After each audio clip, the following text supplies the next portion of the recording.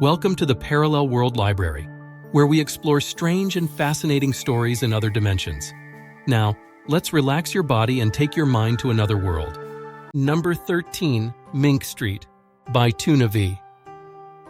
Chapter 7, Waking Up. 1. After waking up half a month ago, Sylvan had spent nearly a week accepting and proving that he had crossed to another real world, and that this wasn't a dream. But right now, this wasn't reality. What he was facing was absolutely not reality. He was certainly still in the basement of the Inmarai house. All these changes started when he tried to turn Jeff's head. Moreover, the giant red high heels before his eyes, along with the woman's face, products, and circumstances extremely inconsistent with rational thinking, transcending reality, could only explain one thing. He was being hypnotized. The word hypnotized has many interpretations. At present, it could mean separating oneself from bodily existence while being imprisoned in the mental world. A simple explanation. He was dreaming. The static noise on the radio was still sounding. Above, the woman's mouth began to open slowly. After opening to the maximum curvature a regular face could achieve, her facial skin tore, and one could even hear a sawing sound like a zipper being rubbed. Finally, the entire face was completely cut across by the mouth, the jowl opening to an enormous distance, and a nimble tongue quickly dropped down in a bizarre postery, like a gecko preparing to swallow a tiny mosquito. Sylvan only felt his entire body enveloped by a wet, sticky mass. Then, his whole person was pulled up. His body was quickly wrapped up and pulled high. Generally speaking, when being moved, the feeling was like playing an extreme free-fall ride in an amusement park.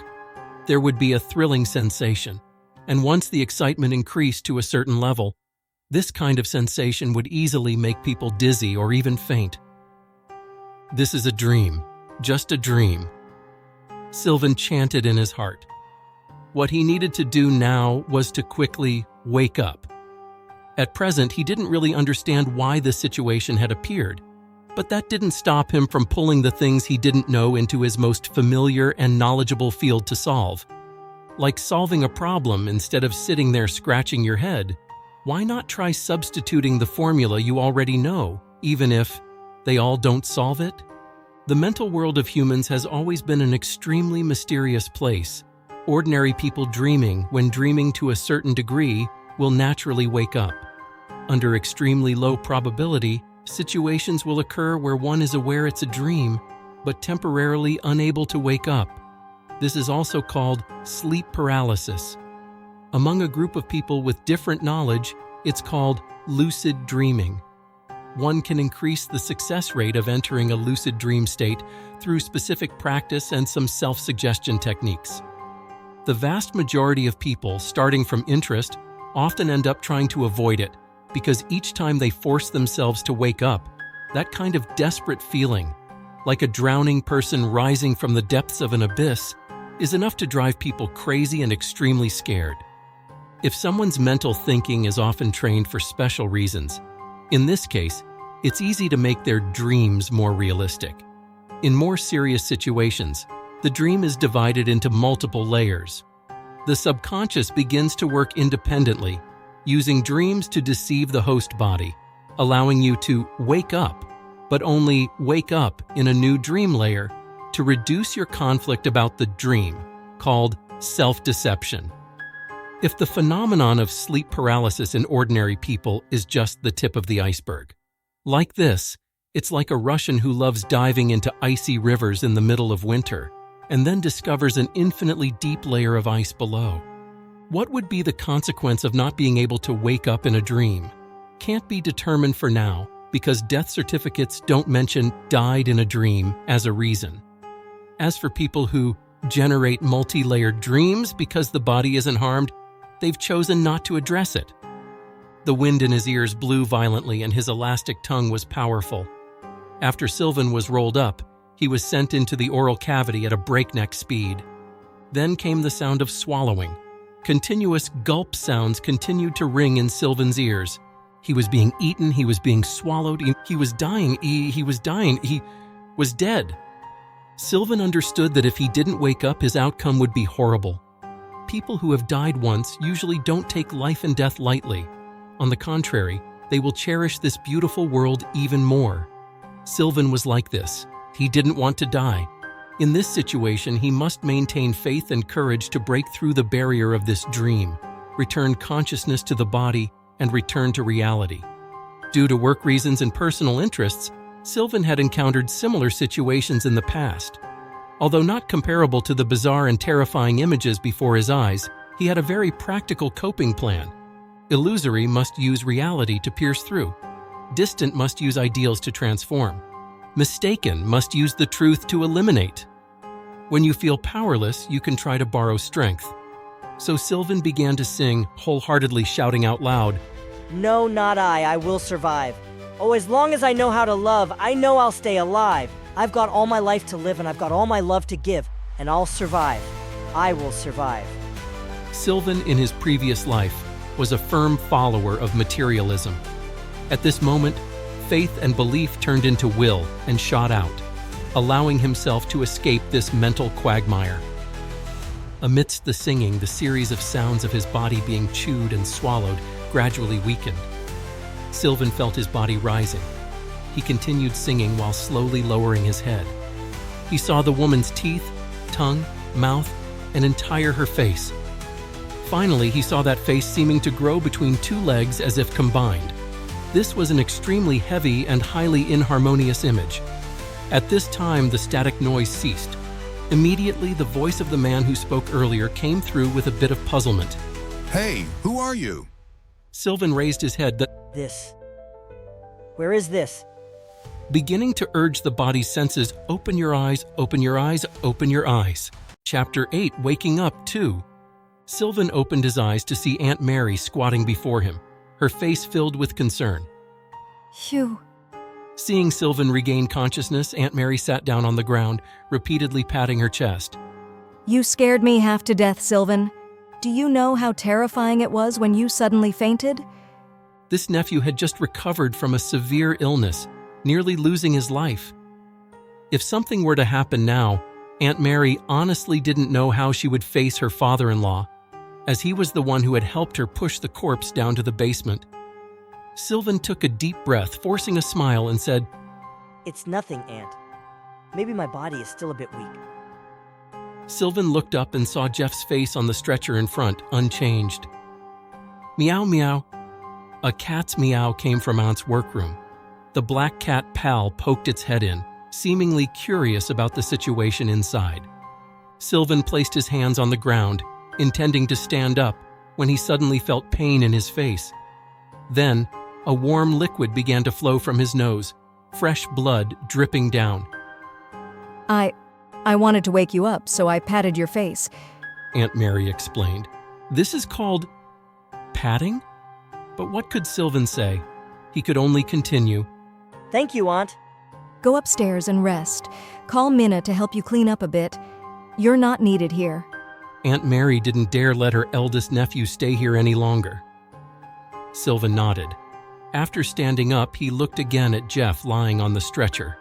He instinctively felt that his sudden dream earlier was related to this corpse, so leaving his aunt here to work alone, could she be in danger?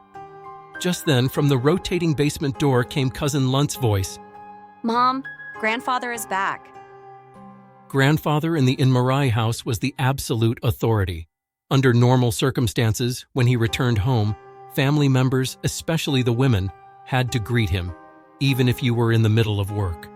Lunt ran over and saw the corpse on the stretcher but wasn't afraid. No matter how terrifying something is, you'll feel there's nothing to fear after you're frequently exposed to it. Lunt, take your brother to find your sister and apply some medicine to stop the bleeding, Mary instructed. She was distraught that her slap had accidentally torn something inside Sylvan's nose, and such a nosebleed would be challenging to handle, possibly unstoppable. All right, Mom. Brother, let's go. Sylvan raised his head, one hand covering his nose, the other held by Lunt as they walked out. As they passed through the door, he sensed someone standing in front. The figure wasn't particularly imposing, but standing there gave people a sense of steadiness, as if he could easily handle anything. Sylvan's anxious unease immediately eased considerably. Grandfather. Lunt called out. Grandfather! Sylvan also called. In this body's memories, Grandfather Dis in Marius was solemn, but towards his eldest grandson, he often showed a softer side. Dis nodded, walking down, saying nothing, and showing no reaction to Sylvan's nose. Lunt seemed somewhat afraid of his grandfather, hurriedly grabbing his brother's hand to go upstairs to find their sister. The basement lights were dim. Dis walked down just in time to see the black cat, Pal, elegantly walking towards him. Dis stopped and the black cat also stopped. You seem very idle today. Dis spoke. Meow, meow. The black cat swished its tail, then tilted its head as if indifferent to Dis's words. Dis waved his hand, seemingly uninterested in continuing the conversation with the cat, and walked directly to his daughter-in-law Mary's workroom. Mary was sitting there lighting a cigarette. Earlier, she had been shaken by her nephew's situation, but she didn't expect her father-in-law to arrive so quickly. Frightened, she immediately extinguished the cigarette she had just lit. The smoke that should have been exhaled from her nostrils, just barely escaping, was sucked back in and swallowed. Cough, cough, cough, cough. Mary coughed until tears came to her eyes. Dis didn't pay much attention to his daughter-in-law. Instead, he first turned his gaze to Jeff. He reached out, opened Jeff's eyelids, then placed his hand on Jeff's chest. Immediately, Dis's eyes grew thoughtful. Then he stepped back as if assessing the environment of this workroom, and even sniffed the air. Mary quickly said, Next time, I won't smoke in the workroom.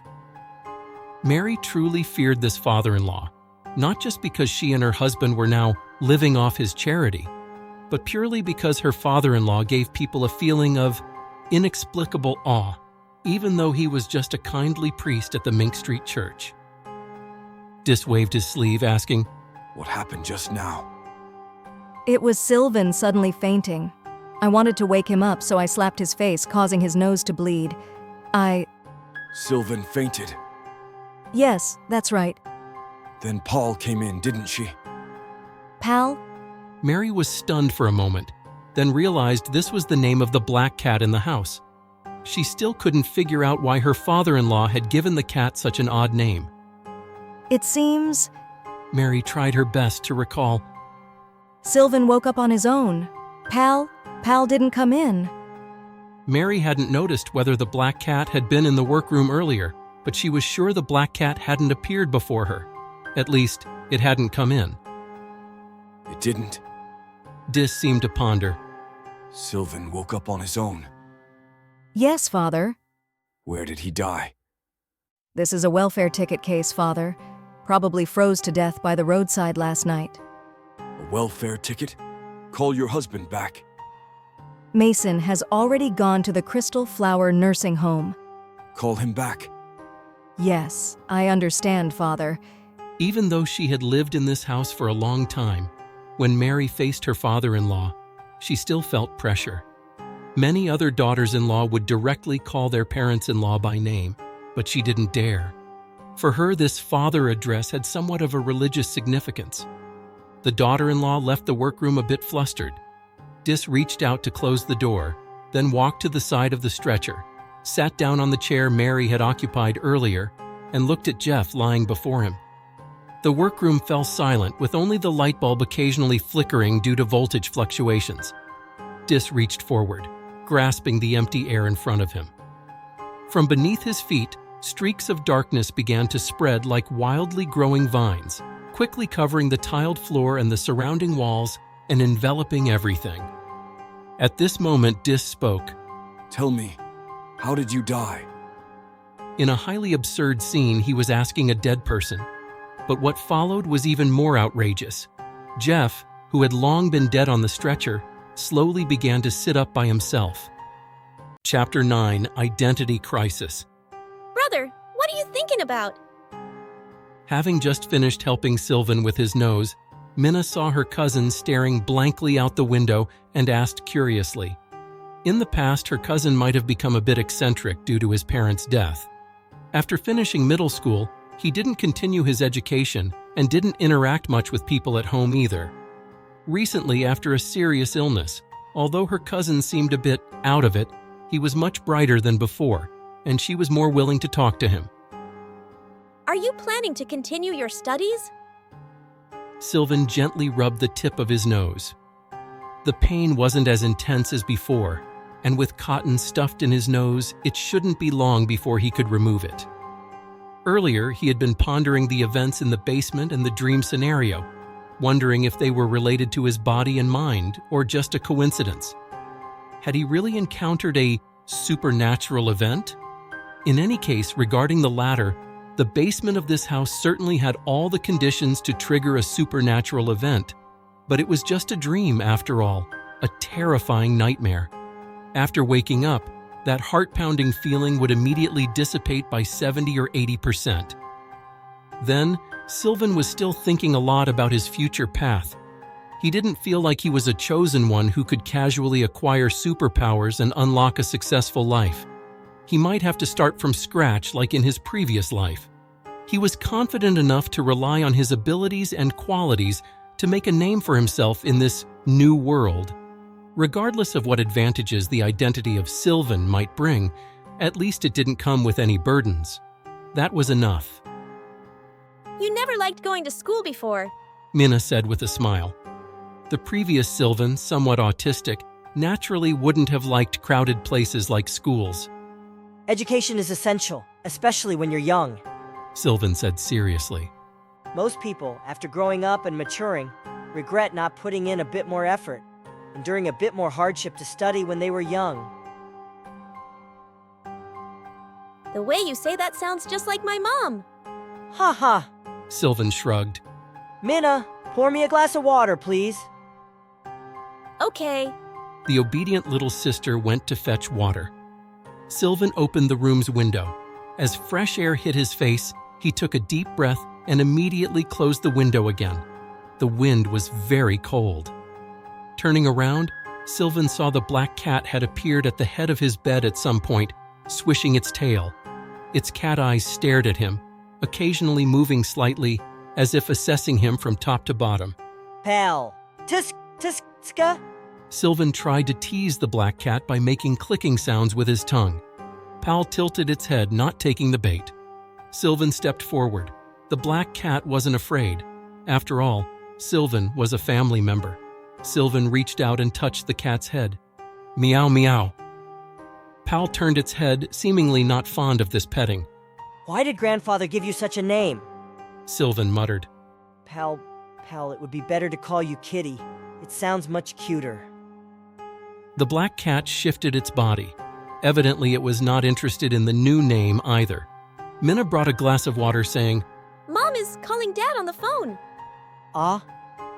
In this era, mobile phones hadn't appeared yet. Using a landline to call and find someone was really inefficient. Moreover, barring any surprises, Uncle Mason was probably still driving the hearse, drifting on some street somewhere. After Minna handed the water to Sylvan, she very familiarly picked up a rag to clean the window. Initially, the Inmarace household had two helpers, one responsible for cleaning and housework, the other specifically for cooking. But after Uncle Mason's family and Aunt Winnie's mother and daughter returned, grandfather dismissed both helpers. Mina now did the daily housework, along with her brother Lunt and Aunt Mary's daughter Chris. Aunt Mary and Aunt Winnie prepared the 3 meals alternately. Everyone in the family had a job, so Sylvan was idle. From this perspective, one could see that while Grandfather Dis was always stern in terms of treating this grandson, he indeed was different from the others. At this moment, Grandfather came upstairs. Minna immediately stood up, and Sylvan, holding his glass of water, also stood. Often, whether a household has old rules doesn't depend on so-called family education or tradition, but on whether someone in the house makes you fearful and respectful. Dis's gaze swept over his grandson and granddaughter once, lingering on his grandson momentarily. Without saying anything, he pushed open the door to his room and went in. The atmosphere became stifling, only returning to normal after the sound of the closing door. Sylvan breathed a sigh of relief. lowering his head to look at Mina, discovering she was making the same gesture as him. Grandfather seems to be very busy every day. Sylvan asked. Yes, there's a lot of work at the church, and Grandfather often goes on business trips. Mina replied. As they spoke, Grandfather pushed open his room door from the inside. He had changed into his priest's clothes and was carrying a black suitcase. I won't be back for lunch. Dis said. Ah, yes, Grandfather. Mina immediately replied. Dis went down the stairs. A moment later, Sylvan looked out the window and saw Grandfather walking down to the yard. Dis's outfit clearly had religious connotations, but somehow it seemed different, giving him a strong sense of professionalism. Perhaps in the eyes of outsiders, Dis's being a priest helped the family business grow. After all, his identity made it easy to gain the trust of churchgoers and maybe bring in more orders for the family. But Sylvan felt things weren't that simple. It wasn't until Grandfather pushed open the gate and went out that Sylvan suddenly realized the source of that feeling. Our grandfather is a bit like Van Helsing, Who's Van Helsing? a vampire hunter. Ah, like in the plays? That's right. Mina, does this still need another wipe? Yes, and the stairs too. Let me help you. But your health? It's not a problem. Sylvan began helping Mina clean the floor. After wiping the floor and stairs, they changed the water, and Sylvan went to the yard, where there was a large faucet to get water faster. Just then, Uncle Mason returned with his modified hearse. Ron and Paul pushed down a stretcher with an old man on it. Sylvan saw white hair covered by a white cloth. Uncle Mason first ran into the yard, not noticing Sylvan getting water in the corner, and went straight to Aunt Mary. Father is looking for you. Aunt Mary said. Where's Father? Uncle Mason's eyes were a bit shifty. Like someone who'd done something wrong and feared being scolded by a parent, he showed signs of guilt. From his previous life's professional habits, Sylvan noticed these details. Father just went out. Aunt Mary said. Well, Uncle Mason seemed to breathe a sigh of relief, then immediately said, it's nothing. I'll go find Father. He's probably at the church. Then go. Uncle Mason immediately ran out, not taking the car. Aunt Mary hadn't noticed her husband's unusual behavior because her attention had now shifted to the old man who had just been brought from the nursing home. Soon, Aunt Mary was heard shouting, Good heavens, he still has feces on him. Unable to complete their assignment, Aunt Mary ordered Paul and Ron to clean the remains. Faced with Mrs. Mary's anger, they didn't dare resist. First, Paul transported the stretcher to the basement, while Ron went to Sylvan.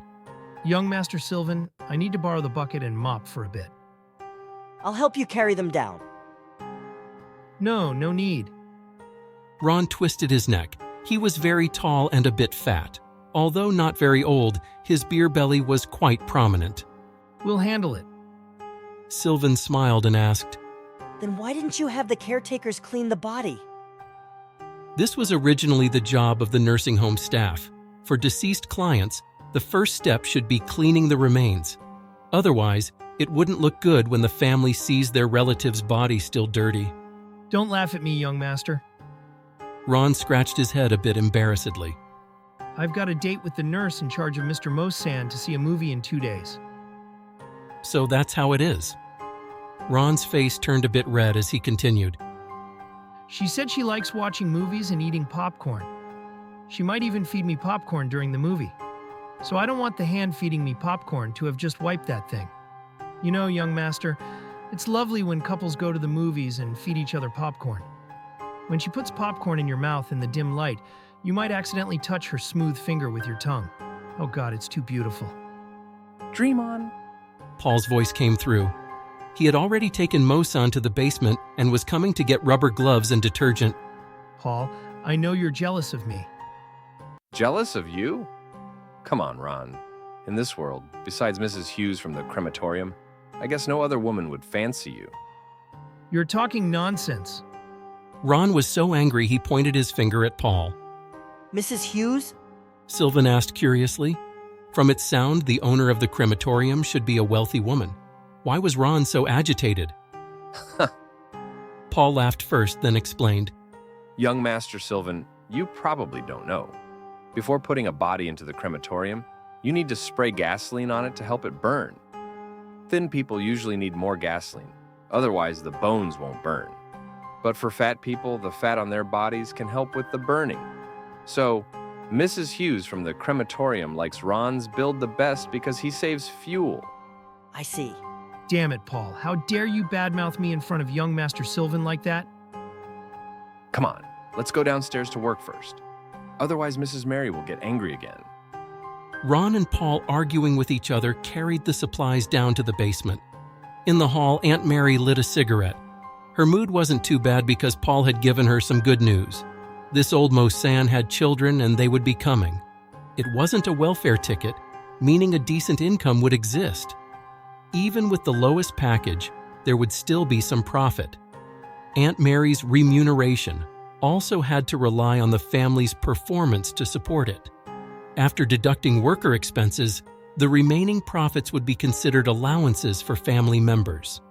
Aunt Winnie managed the accounts. This was also why everyone in the family feared grandfather, but no one spoke ill of him behind his back. He was earnest, but not a greedy old miser. Sylvan returned to the second floor and helped his cousin Minna clean the furniture. As they finished, they heard Ron and Paul coming up from the basement below. They had finished cleaning the body. Next, it would be Aunt Mary's turn to handle things. Because the family might come in the afternoon to arrange the funeral, making the old man look presentable was now necessary. However, it seemed there was a visitor in the house. Sylvan heard Aunt Mary calling him from downstairs. Sylvan, come down and entertain Mr. Hoffen for a bit. Sylvan put down the cleaning cloth and first searched for the keyword Hoffen in his head. This was an old man, a retired university philosophy professor with a good pension and a prosperous life. He was also grandfather's good friend, often coming to have tea and chat with him. Additionally, he had a great interest in fortune-telling and had once given Sylvan an exquisite deck of cards, not tarot, the kind you can play poker with. Sylvan first went to the kitchen on the second floor, brewed a cup of tea, then made some simple refreshments and brought them to the living room on the first floor. Mr. Hoffen had a tall head, but the man was skinny. Slender people's facial features tend to be more three-dimensional, and their expressions of emotion are often more direct. When Sylvan met him, he found Mr. Hoffen's eyes locked directly onto him. Even the dog lying beside Mr. Hoffen seemed to sense its owner's mood fluctuation and slowly stood up. However, it looked a bit confused, not knowing what was wrong. When it saw Pal crouching at the stairway door, it seemed to instinctively find something interesting and ran over. But Pal just glanced at it once, and the long-haired dog immediately deflated, returning to lie down beside its owner. I'm sorry, Mr. Hoffen. My grandfather has gone out, but I think he'll be back soon. My uncle has gone to look for him. Sylvan set down the teacup and said. Unexpectedly, right after, Mr. Hoffen reached out and grabbed Sylvan's wrist, his whole face suddenly pressing close, his breathing becoming extremely rapid. He asked in an excited tone, suppressed but unable to contain. You're not Sylvan. Who exactly are you? In an instant, Sylvan felt a sense of crisis. This crisis came from the fact that the other party had, upon first meeting, directly torn apart his identity, making Sylvan, who had been psychologically preparing himself for the past half-month, feel a bit flustered. Sylvan instinctively took 2 steps back, wanting to increase the distance from Mr. Hoffen. Mr. Hoffen, holding Sylvan's wrist, lost his balance due to inertia and unexpectedly staggered. He tried to support himself on the table but unfortunately placed his hand on a space. His body fell forward, directly hitting the edge of the table. Crash! A loud noise erupted. Then Mr. Hoffen fell backward, the back of his head hitting the ceramic tile floor without any obstruction. Thud! Sylvan looked at this scene before him in utter shock. The old man who had just directly pointed out his identity issue had met with such bad luck. Moreover, on the living room tiles under his head, a large pool of fresh blood began to spread. At this moment, Minna, still busy on the second floor, seemed to hear the sound and stood at the stairway door calling, Brother, what happened downstairs? Sylvan licked his lips, slowly stood up straight and replied, Mr. Hoffman had a stroke and fell. This is the end of today's story. Sylvan has a grandfather with powerful magical abilities, and it seems that his grandfather's friend, Mr. Hoffman, is also very special. Sylvan's identity has been exposed, so how will he hide it? We'd love to hear your thoughts and predictions. Please like and subscribe to find out what happens in the next part. Thank you.